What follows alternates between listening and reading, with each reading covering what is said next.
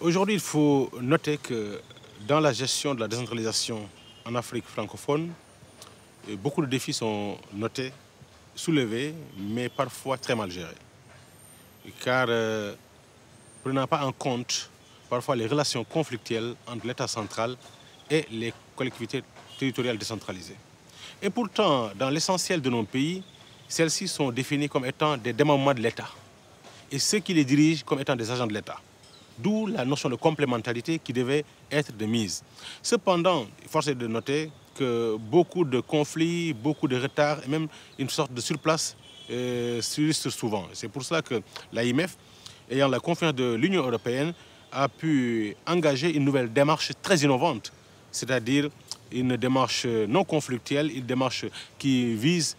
sur la sensibilisation à travers des plaidoyers. Le plaidoyer est une pratique plus anglophone que francophone. C'est une nouvelle innovation. C'est une innovation ici et je pense qu'aujourd'hui, c'est l'ensemble des acteurs, non pas de façon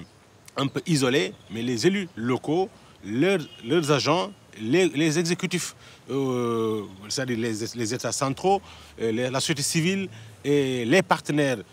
techniques et financiers, tous ensemble se retrouvent autour de 4 grandes thématiques, c'est-à-dire la question de statut local et de la fonction publique territoriale dans les 4 pays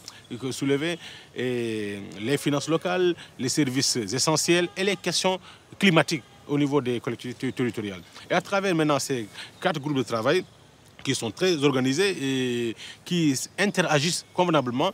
les diagnostics, l'état des lieux, les défis,